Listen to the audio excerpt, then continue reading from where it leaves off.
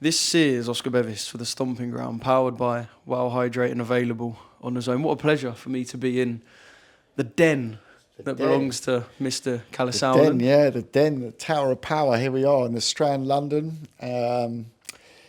It's good to have you here, Oscar. It feels like Dublin's a million miles away for us now, doesn't it? Have you recovered? Not fully, but I'm ready to go. You know, I was back in the gym this morning. That was a tough session. I had a nice Sunday in Dublin, I've got to say. I enjoyed the Temple Bar very much. Great music, even better Guinness. I bet Dublin was lively considering it was Man United versus Liverpool. It was, and it was lively. It was also Celtic Rangers, of course. But I was more interested in Newcastle Tottenham. Let's not talk too long about that. Mate, neither of us had a great weekend. Let's not talk football. Let's start off on boxing. Dublin was obviously a big success. You know, 2 years of Misfits, some fantastic new faces. The event was just, I mean, you were there. It was just super entertaining. The massive concert from KSI, special guests, Trippy Red. I feel 20 years younger when I talk about these names, but yeah, no, it was great entertainment.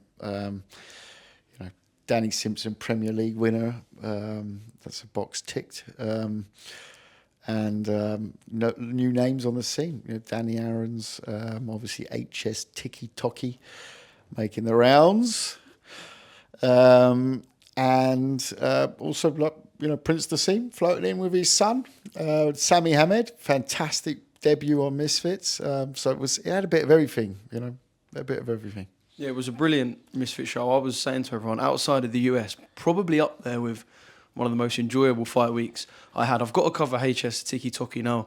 I even spoke to JJ a little bit after, and he said, I see this guy as a star. Granted, he needs someone who can fight back a little bit.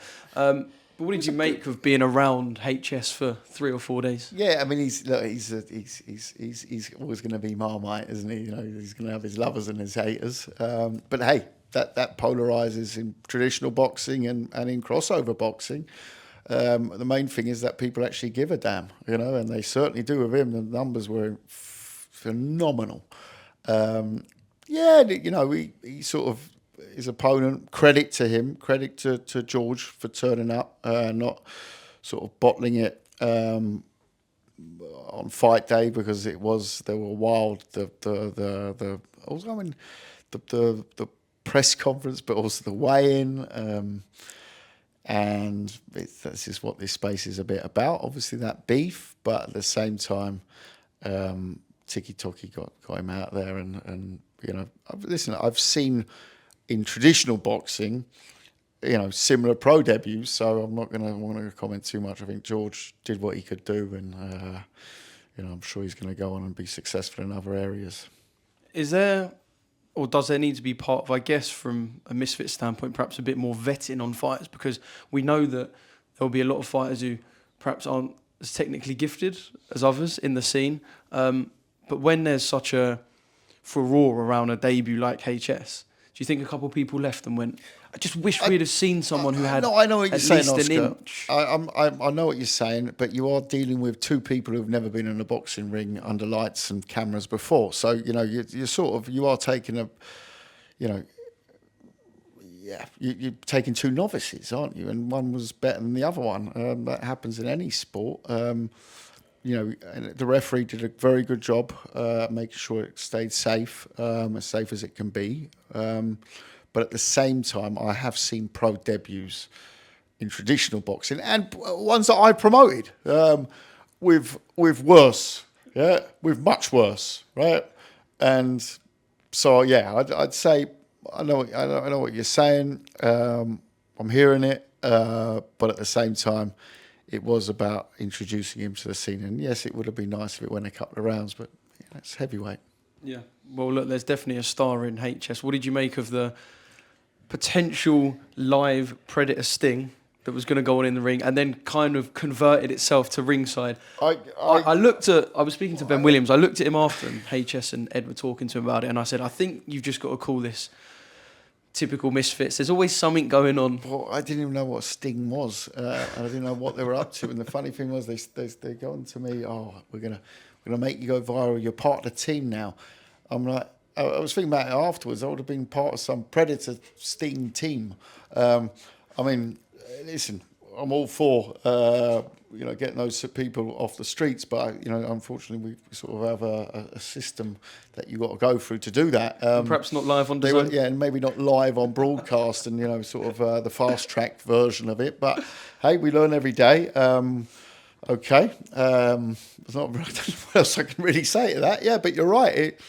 It's in that space. There's a lot, isn't it? I mean, my son immediately knew what was going on, and apparently they're famous for it, and it's what they do. I guess the intentions are good.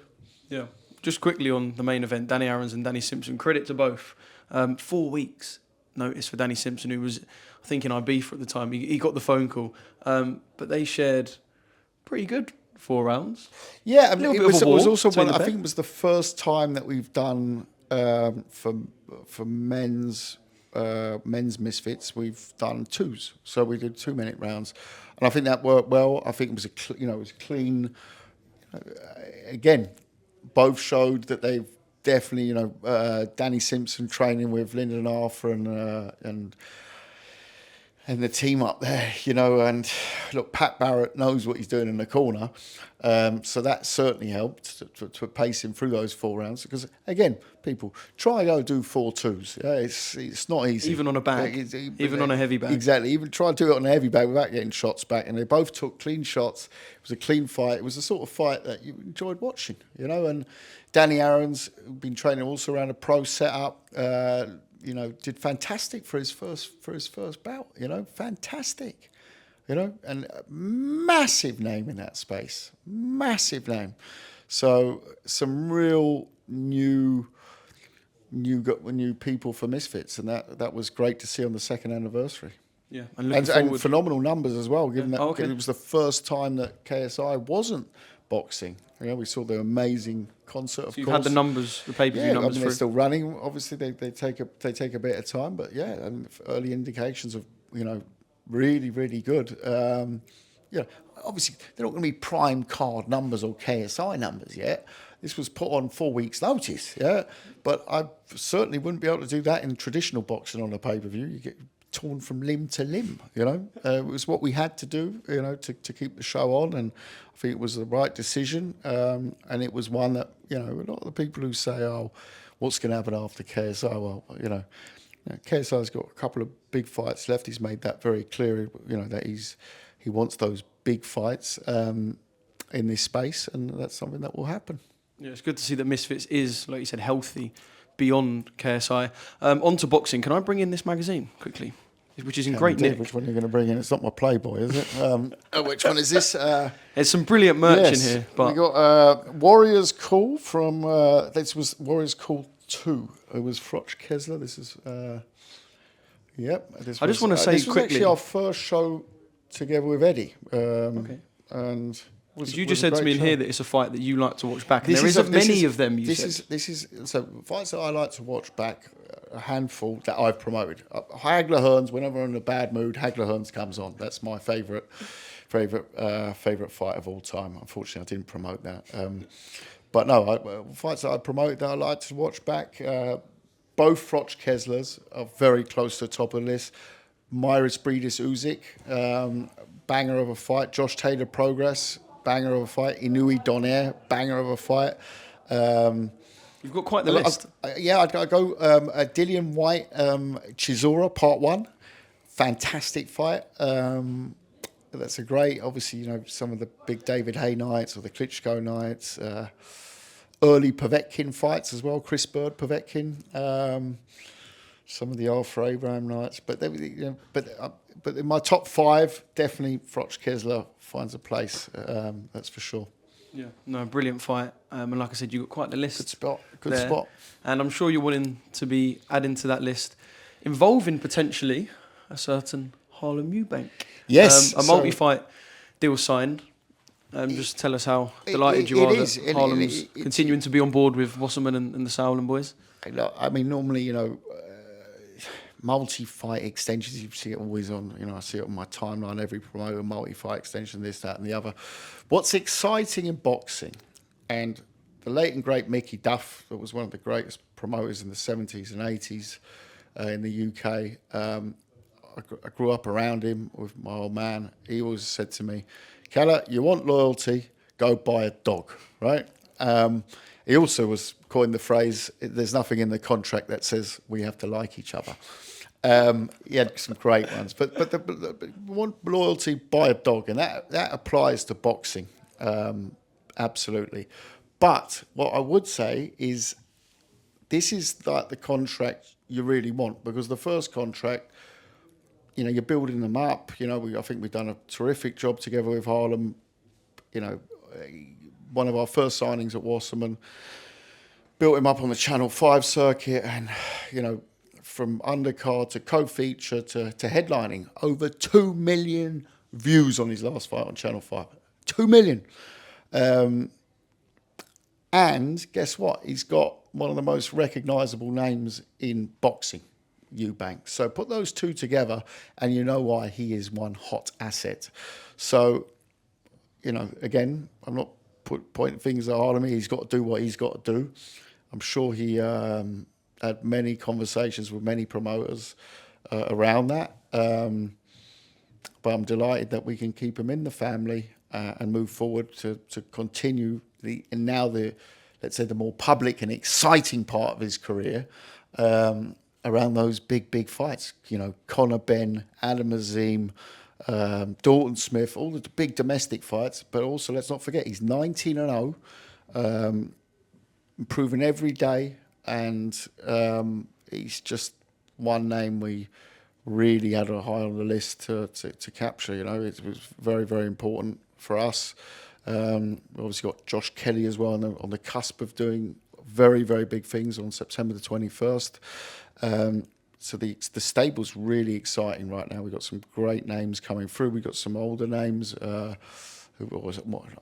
Established names, how can I say older names? You know, if you look at Charlie Edwards, Glyndon Arthur, it's some fantastic names there, but also names that are coming through. You know, Dan Toward, Tom Welland, very, very excited along those ones as well. Female boxing, obviously, our Chloe Watson, European champion. So there's lots of exciting things at the moment, and there's a couple more in the pipeline in the next month or so. So yeah, very much excited about that. Yeah, an exciting time for yourself, for Wasserman. I want to come over the name Conor Ben. Now, I guess I'm trying to make the point... Can't escape from that name, can I, Conor? I can't escape from it. I kind of want to make the point that, and if I'm wrong, of course, you can tell me, when it comes to Harlem Mubank, was mentioning a potential Conor Ben fight difficult when you had the ties with Junior? Because obviously Junior and Conor Ben were the ones linked for a long time. Perhaps now you guys and Junior are no longer together. Pushing the Conor Ben fight for Harlem is a lot easier. Would that be a fair point to make? It's an easier fight to make because there is no weight discrepancies. You know, it's a much easier to fight a fight to make around that weight. You know, but was you always a bit hesitant to talk about it with Harlem when you had Junior on the books? It's an awkward one, isn't it? Because you've got, you know, there was a fight that was, first of all, there was a fight that was signed. We all know that there was the storyline around that. Then there was a fight that was tried to resurrect many, many times. Didn't happen for whatever reason, and you know, and Junior's doing his thing, and I wish him all the very best on that. And you know, now we're just, you know, we're working on what's best for Harlem Eubank, and those are sort of the big fights out there. I think all those fights, by the way, will become much bigger and bigger in the future. I think the Azim fight has right now got that storyline already going to it. But hey, this is boxing, you know, things come out the blue, and you know, again, he's 19-0, so you know he's going to also be pushing that world ranking, which we're going to push very hard with him, and keep building someone who's become a face of British boxing to make him a bigger face and a bigger name, and that's all you do as a promoter. You got to keep building that up, and that momentum we're going to get going again. You know, he's been almost a year out the ring now. You know, this episode has unfortunately cost. But we'll catch up on that time. Not worried about that. But we've got to look forward, and all those names are exciting. But let's not rule out also, world title fights. What's your knowledge on the extent of Adam Azim's injury? Because I picked up that when I was speaking to Harlem, he used the word rumoured injury. Yeah, but boxing street talk, I've heard sprained ankles of him going out for a jog and spraining an ankle, but it's boxing street talk. What that actually means, I've got no idea. I think the fact that there was a face-off without, everything having been cemented and stuff, that was a bit odd, at the time, but, it is what it is. Do you think that was done to perhaps push the narrative away from Adam Azim and Dalton Smith? Because that was a big story for from the outside, 2 to 3 yes. weeks, and I guess Azim and Camp McGuigan felt under pressure. Let's say as a fan, and I'll take my promoter hat off for a minute. Yeah, it certainly looked like it, but at the same time, I guess they thought there was an easier fight to make in terms of getting a deal done. It doesn't look that way now, though. So I don't know. I guess some mistakes were made there, but I wasn't party to it, so I can only comment on it from it as a fan, and I remember getting a call. I actually landed on a Greek island. It was around Easter. It was Easter weekend, wasn't it? I think it was, because Easter weekend was Fabio Wardley versus Fraser Greece, Clark. Just landed in Greece and got a call from the boxer side, and said, "Oh, look, we'd like to do a face-off." And I said, "What, a face-off in the ring tonight?" I said, "There's a bit dramatic in it." But anyways, there was a separate conversation going on. Again, we weren't party to that, so I don't really know the ins and outs of it. But I in that position, I wouldn't have done a face-off. But I made that point pretty clear. But they wanted to go with a face-off. I was this, again, I wouldn't have done that without knowing concretely that everyone's happy with the situation. I always think a face-off is the moment when you launch the promo of an actual date, event, venue, etc.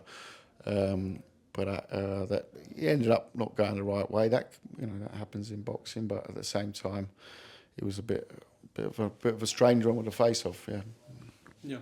Do you put that down to boxer Ben Shalom, Team McGuigan, Adam Azim himself? Again, I know I'm just I know you want me to point here. a finger at someone. I'm not going to do that because I wasn't involved. Yeah, It's just like, look, the whole thing was a bit bizarre. Done 25 years of face-offs, and I tend to some pretty good face-offs as well, some big ones, pretty good ones. But I've generally done them when I know exactly what I'm doing with the fight, and that part, I don't know. There was an injury then afterwards, but I don't know about all these details. So I'd love to give you more, but I can only really look at it from an outside fan perspective, and it is a bit bizarre, the whole thing, because the fight has never been cancelled, so to speak. Yeah. Just one more thing on Harlem Eubank and the team surrounding him. I spoke to him about an hour ago, and he said that Senior's going to be taking a bit of a back step from being in front of the camera. I guess there'll always be involvement because of the family ties and the love between the two. He's going to take more of a back step, whereas if we look at Schwarzkopf in Brighton, there was a lot of kind of good clips of Senior doing what he does and being that eccentric. He's taking a little bit more of a back step now. I've never known Senior to take a back step, but if that's look, possible. I've had the pleasure, and I grew up watching Senior boxing and was one of my idols, and I've had so many amazing times with Senior in a professional capacity as well, whether it's around junior, even around around Sebastian Eubank, in the late and great Sebastian Eubank, boxing on our cards, and it, he's got an amazing amount of knowledge and wisdom and marketing power. Let's not forget that part. Massive marketing power. So, I'm sure Harlem and him will work out where that space is. And I would just say I've always got on very, very well with Senior on a personal level and on a business level.